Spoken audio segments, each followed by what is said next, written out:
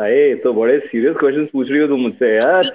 हम मैरिनेट करेंगे नकुल हमारी feeling marinate. When you're doing television, your life belongs to the channel. You shouldn't get so attached to places because there's so much out there to see, and who knows what you. Yeah, if I feel it's going to help me grow in some way, I will do it.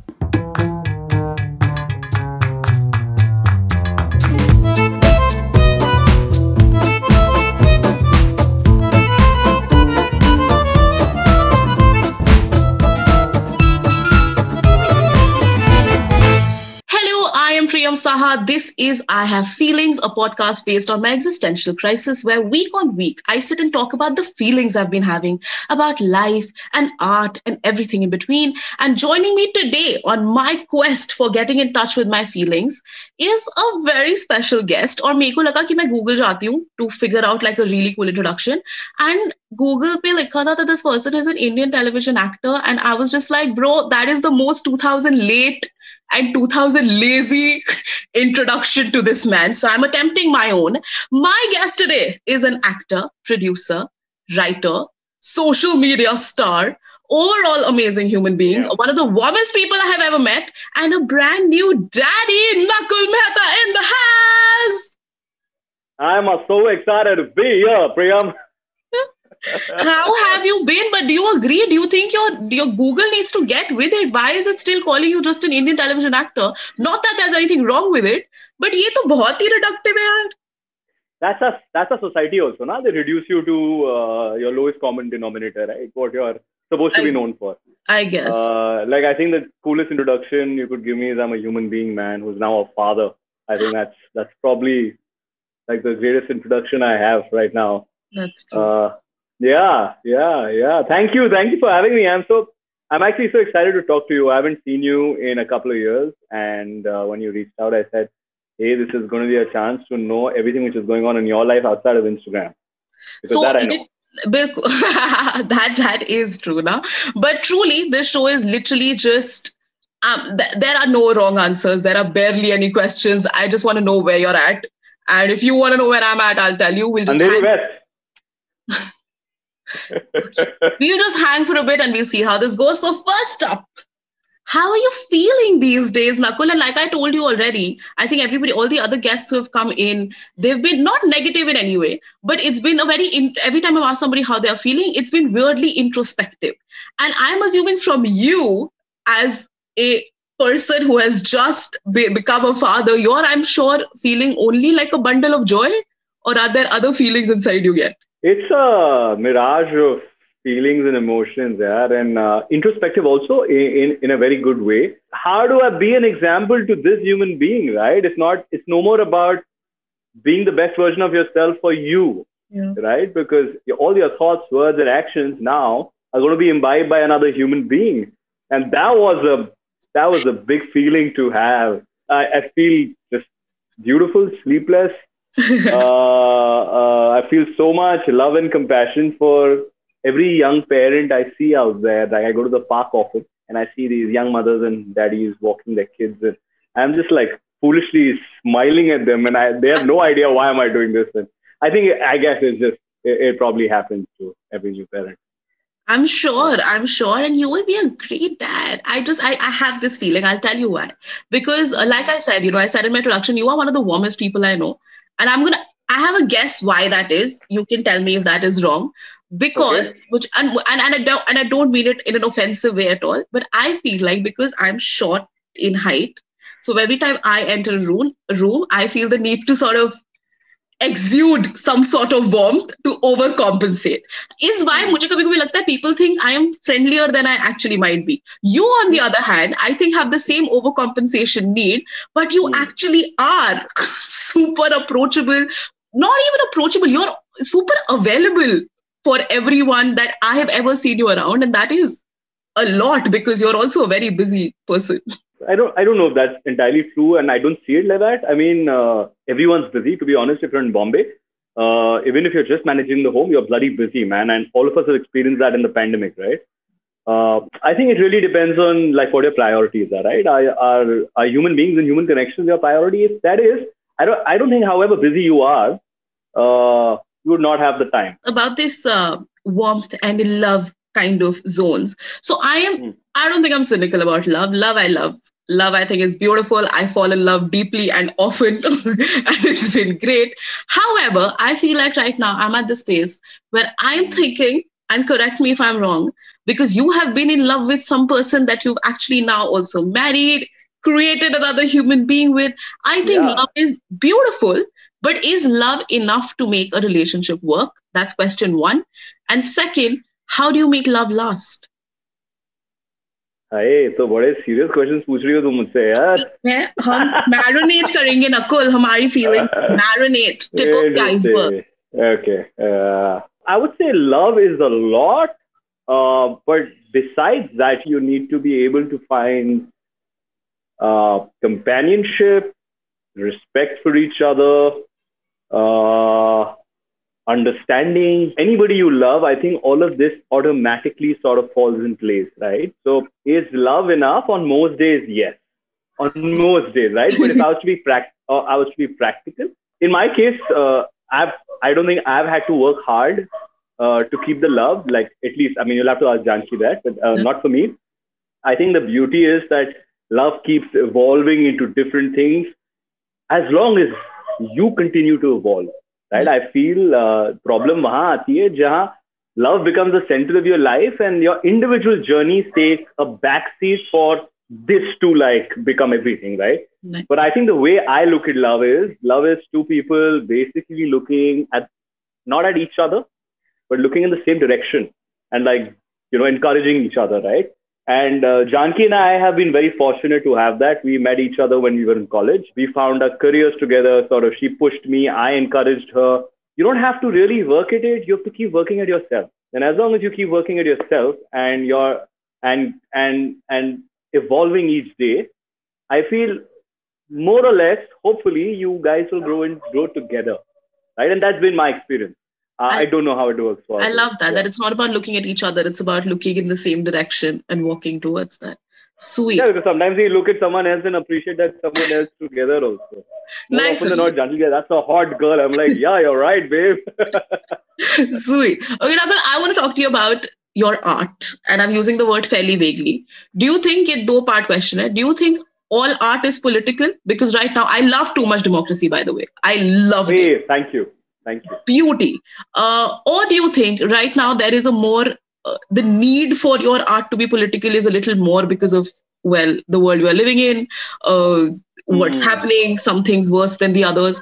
Or do you think art by nature of art is political always? Where are you at about that? If you were to ask me what else is art, but speaking through your work about the times you've lived in, right? And that doesn't mean that the work you create has to be deliberately political in nature, because that can easily convert into a propaganda. However, as an artist, if I feel there is any injustice that I can sort of highlight through my art, then I'll definitely do it. Now, my interpretation of injustice may differ from the government of the day or even the judiciary, but we live in a democracy, right? And have been granted reasonable sort of freedom of expression by our constitutional fathers. So I'd rather use it to participate in the dialogue than stay quiet, fearing it. You know, in fact, a lot of my well-wishers, friends, asked me to be careful. I was actually just going to ask that somebody in your position of success and general fame, was that, and you know, and it is unfortunate that I even have to ask this, but did you not feel like it was a bold move? Like it was too much? Where I come from is not from the space of that I'm anti-party A or I'm anti-party B. I was clear in my head that, you know, what we were doing was not a propaganda, but it was a piece of work that I proudly call as art. I'd rather jump the waters of democracy with my work and test it than sit on the show and sort of brood about it, right? And just say, you can't do it. It's too courageous, right? I don't have it. But I feel despite all the threats, you know, one might face, one might sort of for putting out your voice out there. I remain quite an optimist about the state of our democracy and knowing that eventually the laws of the land will sort of protect every citizen. You know, besides being an artist, you're also a citizen of the country. And I feel that I can't work in a vacuum. I can't exist in a vacuum. None of us can live in a vacuum. And hence, if I can use my art to then take this conversation ahead and not just rant and rave about what's happened to our country, that's what I choose to do. Lovely. That is lovely. Okay, one of the very many things that I love about you, I think from a purely professional point of view, I think like I really strive to have a career like yours in a way that it is not, like I said, like you're not just a television actor or just an actor. As I feel like as the world is growing right now with so many avenues available to us, everybody sort of has to be more than one thing for it to be, Absolutely, yeah. For it to make sense even monetarily, for creative satisfaction, for so many other things, right? At what point did you make that choice? Or was it hamesha se ye karna hi tha, but now you felt like you finally had the resources to do it, where you branched out artistically? One thing which has held me in sort of good place always has been I've been insanely curious about everything, right? So I feel your career or what you choose to do as your day job can't and shouldn't define you. This society, our country, is very easy to sort of, our society puts you in brackets. So this is who you are. Oh, you're an actor. You are supposed to live like this and you're supposed to have a fancy lifestyle, right? And I've never been that. I'm an armed forces kid. I've traveled the country. I continue to make friends outside my circle. In fact, most of my friends are outside my industry. Substantial part of the last decade has been me doing a lot of work on television. I've always sort of taken out pockets of time. And I say pockets because you only can squeeze out pockets, because when you're doing television, your life belongs to the channel, the producer, right? True. And fairly so. I mean, the kind of reach it has is pretty amazing, right? But I think in the little pockets of time I would get, you either have a choice of using it to grow in the same industry, socialize, etc., which I've never been a fan of. I've always been wanting to learn new things, do new things. I think that curiosity has led me to many, many, many things, right? Like even Too Much Democracy came out of everything which happened last year, from Sushant's, tragic demise to, and I think it came from there. Aftermath of it, I feel like, of course, the demise was tragic, but how it was handled was just anyway crazy, right? Yeah. So I think the poem came from there, and then there were no tools. We were in a lockdown. I picked up my selfie camera and I just went ahead and said it, and it reached out and connected with quite a few people, and so I feel one thing which has always been there with me, I've never stopped myself from trying things, and it doesn't have to have a commercial payoff for me, which people wait for. I think I don't care. If it makes me happy in the moment, if I feel it's going to help me grow in some way, I will do it. What is your relationship with money, Nakul? And has that changed? And has that changed over the years? For me, money gives you the freedom to explore things you really love. So I'm fairly respectful of it, but I'm also, it's not something which drives me every day. It doesn't send me to work every day because I have to earn a buck. Having said that, of course, also coming from a place of privilege, now that you don't have to sort of, work every day to sort of pay your bills. I'm pretty respectful of money. And for me, it's a means to buying freedom. Like there's one thing about being rich and there's one thing about being wealthy, right? How do you really be wealthy? I think that, and wealthy is not just money. It's also like spiritual freedom, right? Like wealth. Absolutely. Wealth of being able to enjoy great health. When you're really working to earn money, sometimes you forget like wealth is also like being able to enjoy great health, which sometimes comes at the cost of working. I always work towards like building this reservoir of wealth. Nice. And I also sort of love understanding how to grow your money and how does the financial market work. And I'm very enamored by all of that. So I also spend a lot of time doing that, right? So one is you earn the money, but you got to be smart about it. Money has to make money. Otherwise you'll be working by the hour for the rest of your life, right? Your hours can't be the money you make. Your money has to eventually make you money. So I mean, I kind of it's an interesting topic for me, money. Yeah. Well put. You love traveling, I know this, and you also like grew up at different places, and now you've been in Bombay for a while. What is home to you, Nakul? And does geography / work have anything to do with it? Because you do most of your work in Mumbai, out of Mumbai, and you have been there for a while. Would you feel displaced if you had to move for a while? Not at all. And again, like it's amazing you asked this because increasingly over the last couple of years, and especially the last 1 year, Janki and I both feel that we don't need to be in a big city. Yeah. In fact, we took 4 weeks off in the middle of the pandemic and moved to Goa, got a house, and wanted to experience what it is to just like what it would be to live in another city. Of course, Bombay you need to keep coming back to because work is here and family is here. But to be honest, I could be anywhere in the world as long as I'd like to see mom and dad and for them to be around, at least like a flight away. And that would be home for me, so it doesn't have to be Bombay.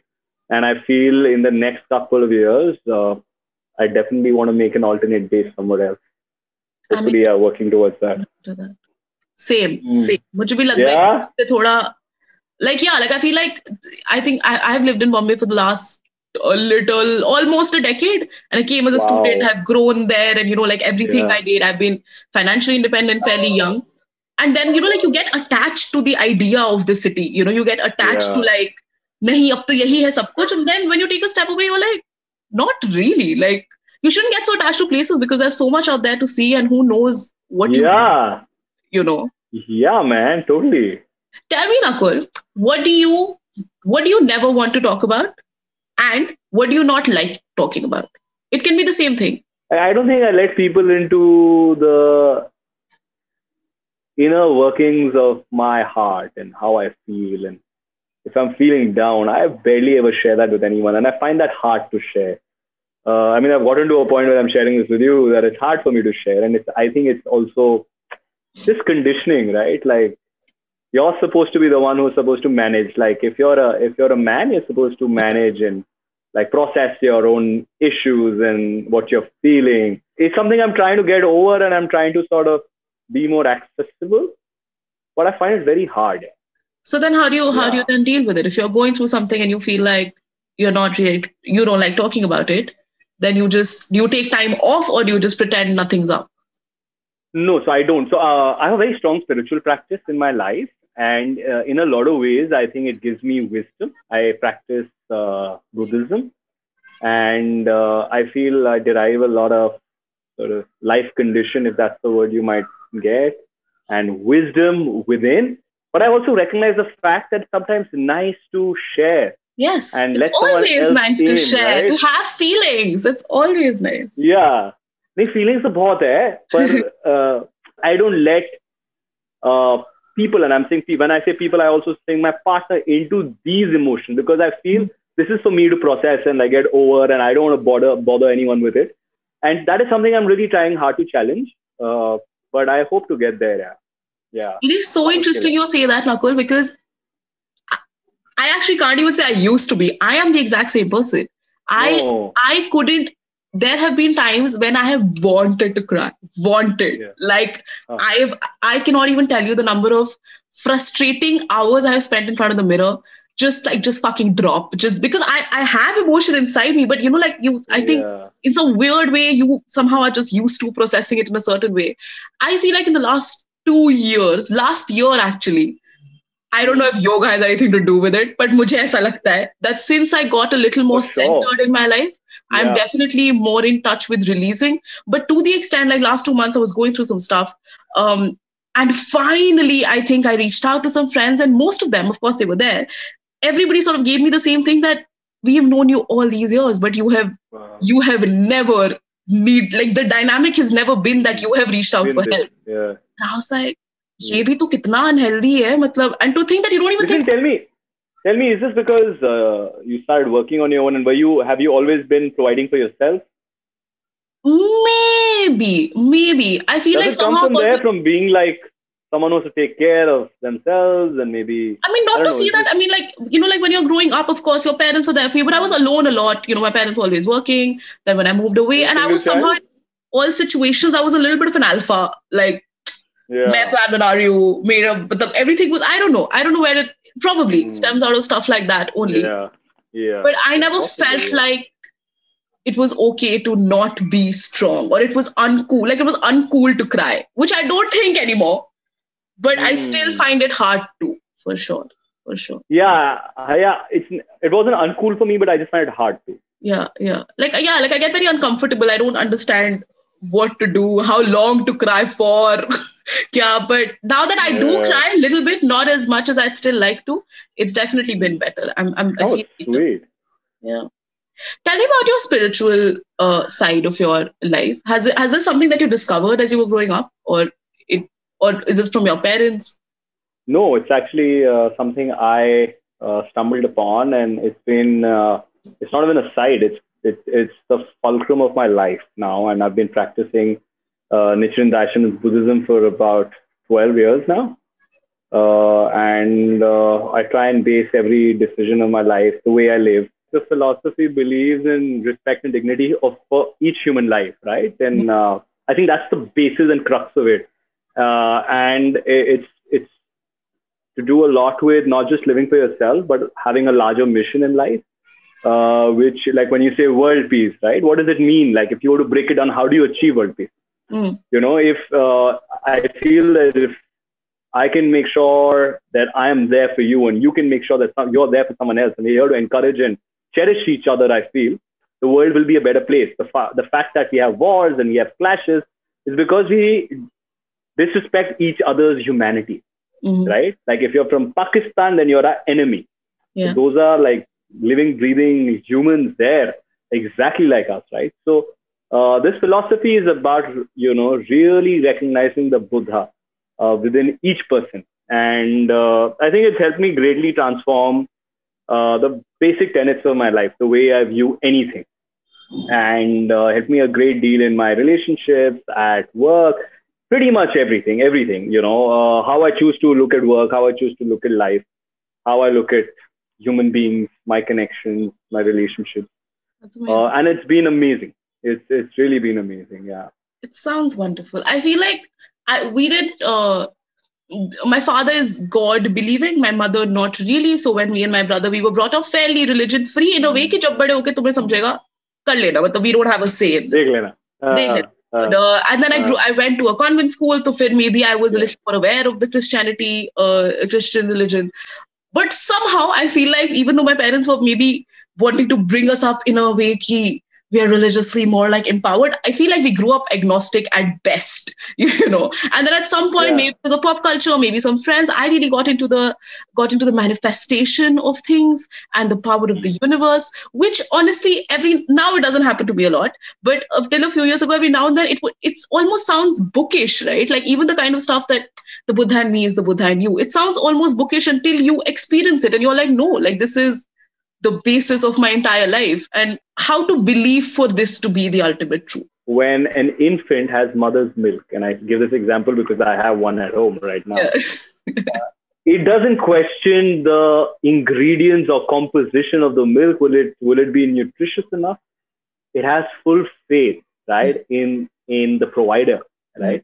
Faith also works like that, right? The first time someone told me that, really, like, to be able to believe that not just you have Buddha, but also someone who has wronged you has Buddha.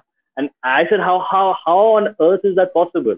Right? It's clearly black and white for me. That person's wronged me. He's not paid the money he owes me. Right? But I think that's where compassion comes in. For me, like 12 years back, compassion was a word which I heard in Miss India Answers, right? Mother Teresa, compassion. I think तब तक मुझे समझ नहीं थी, क्योंकि मुझे I would like pass it off as कि ये तो बड़ा cool sound करता है. Like when someone would say, hey, your grandmom's unwell, I'd really pray for them. And I would think, why would he pray for my grandmom, right? Like, I wouldn't pray for anybody outside my circle. I thought that was my own limited self, because I lived for myself. I would pray maximum, मेरा सब भला हो, मेरी girlfriend का भला हो, मेरे family का भला हो, मेरे दोस्तों का भला हो.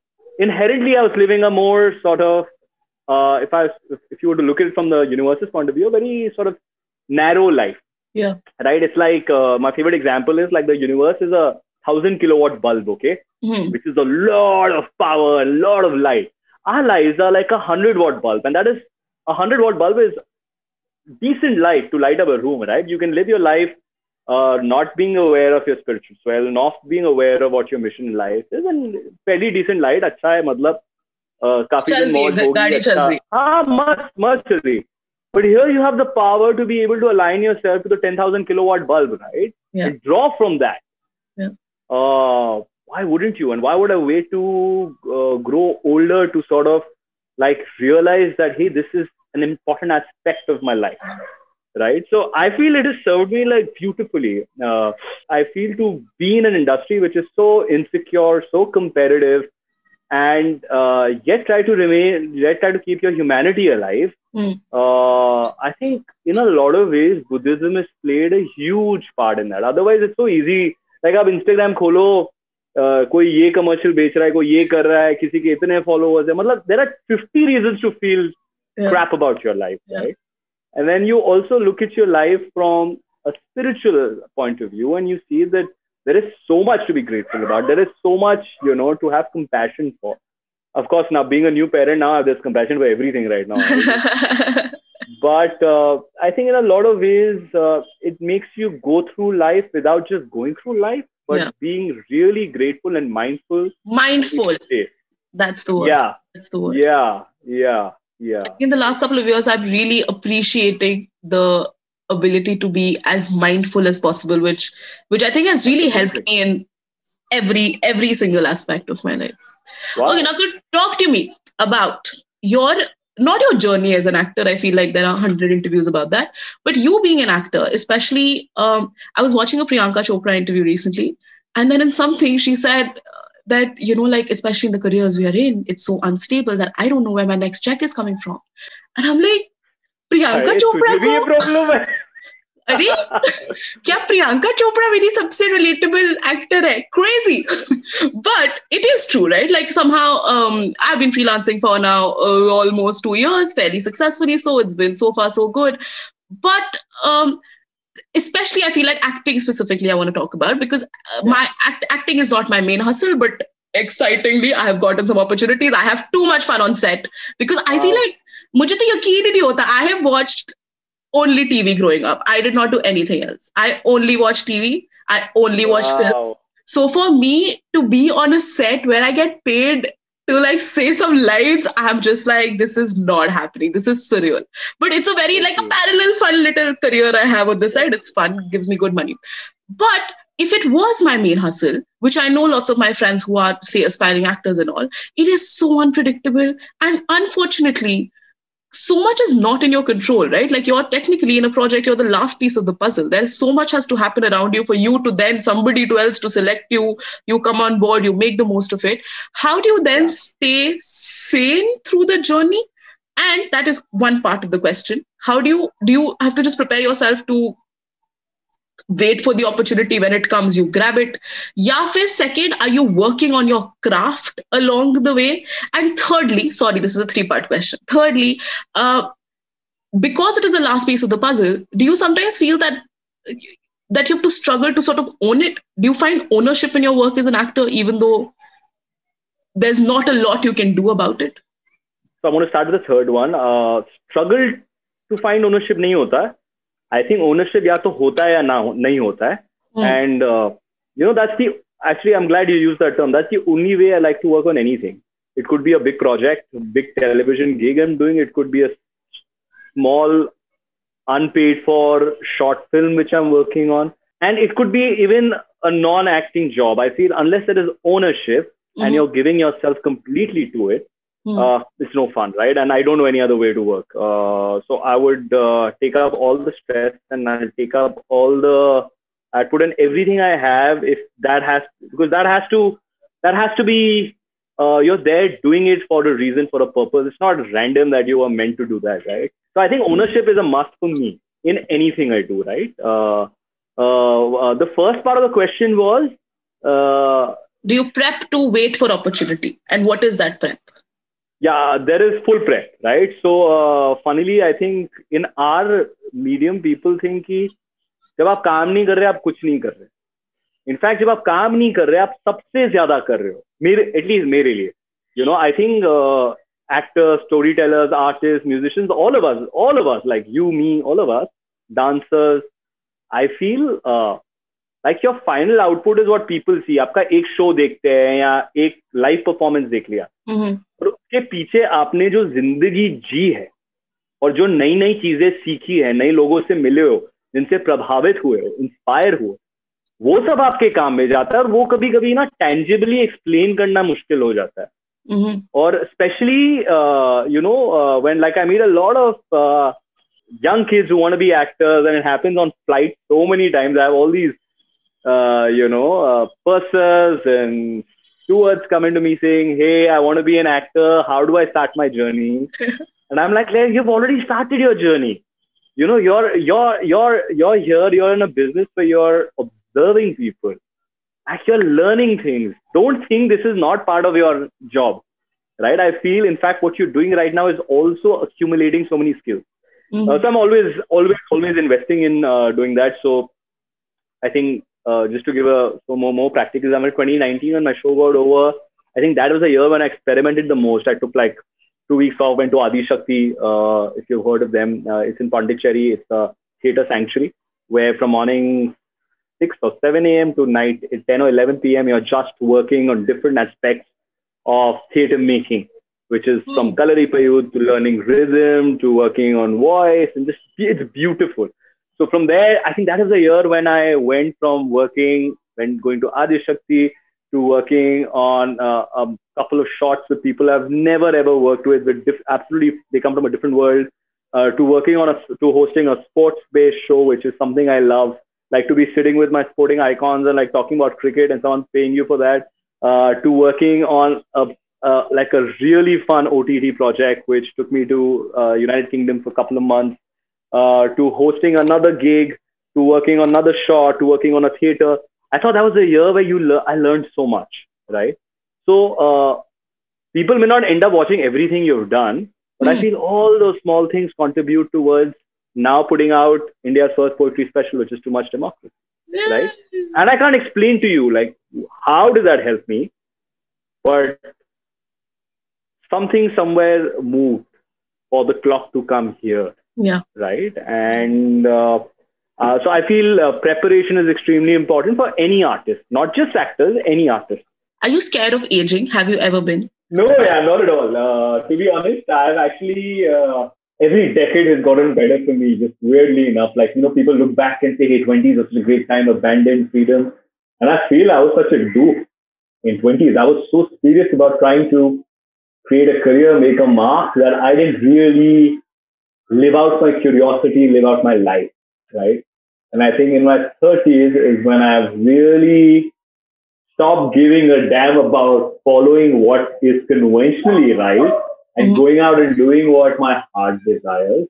Of course, there is financial freedom now to do it. But there's also, I think, abandonment here, which is beautiful. So aging actually liberates me, man. It's crazy.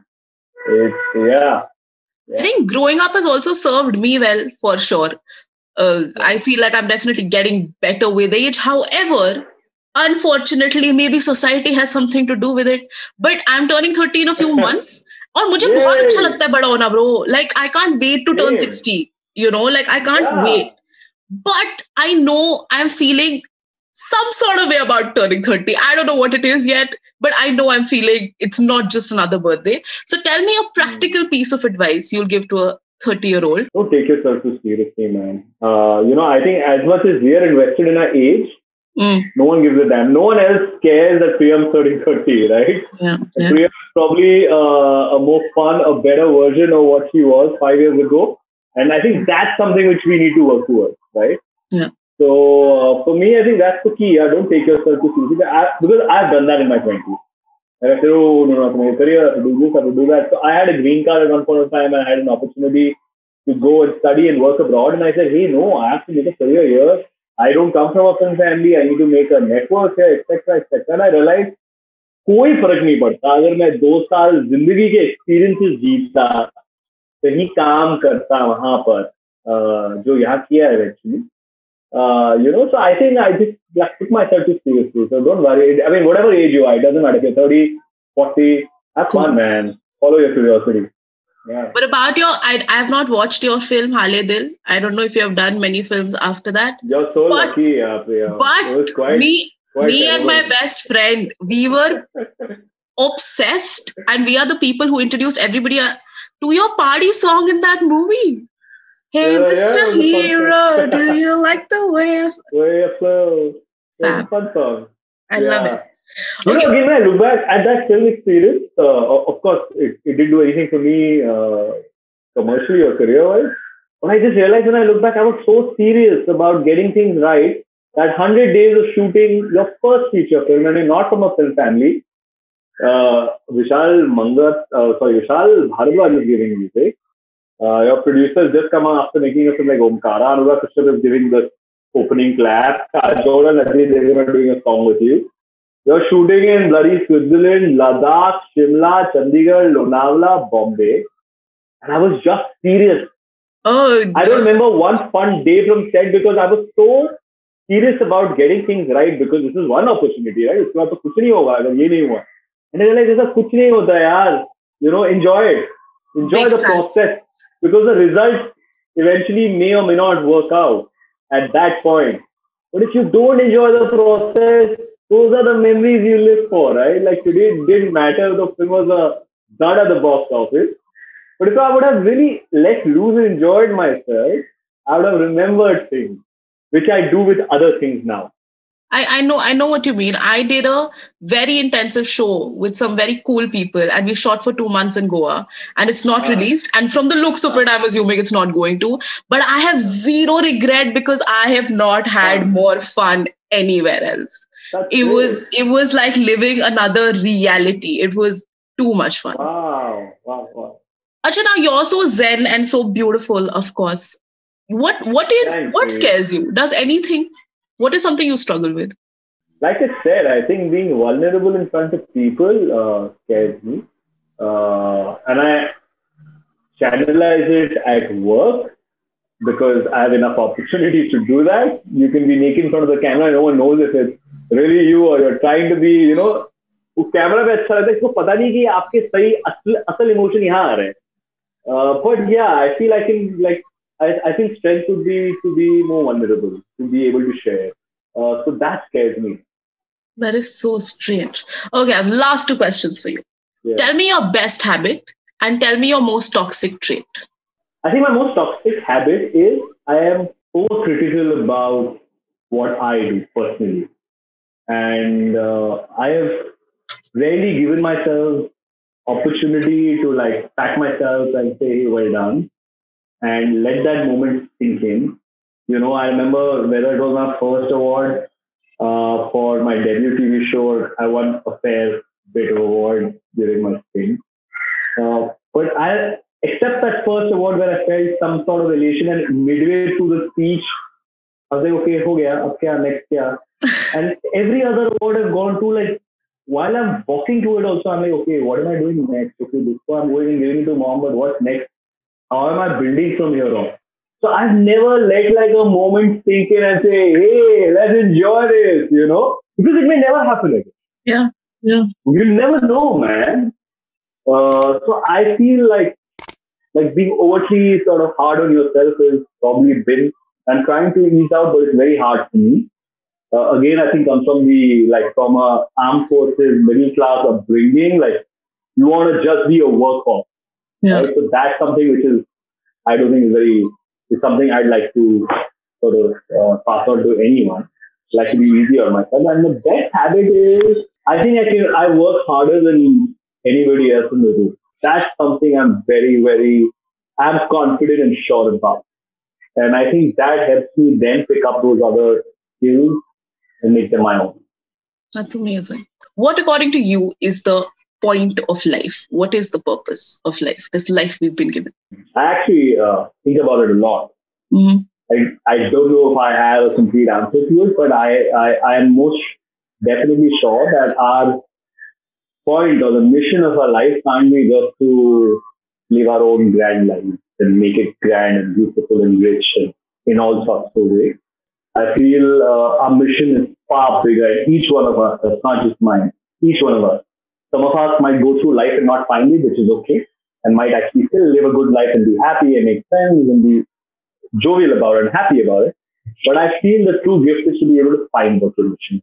And at some point, I think I have a sense of what it is, which is a very empowering feeling. and it might evolve, it might change, right? But I feel that I have a sense of it, and everything I do has to align with that larger mission. And that gives me a lot of clarity and confidence and security in life, in an otherwise insecure world. Yeah, just to have that solid sort of mission, which is much beyond yourself. Do you want to share what your purpose is? I don't know if it's articulate, but I know it is to spread happiness. And my mission doesn't end with me being an actor. I feel that's one of my identities, which helps me do what I do. And it could be something else 5 years from now. For me to be able to use my life as an instrument through work, through personal life, as an example, to be able to impact people's lives for the better. Luckily, I get to do that as an actor and reach out to so many people right now, and which is wonderful. It could be something else, but the mission would remain intact, to be able to really spread happiness. That is wonderful. And with that, we have come to the session of getting in touch with our feelings. Thank you so much for being here. Before we go, I have to tell you one fun story about your wife. I must say this. This is the first time I was meeting her.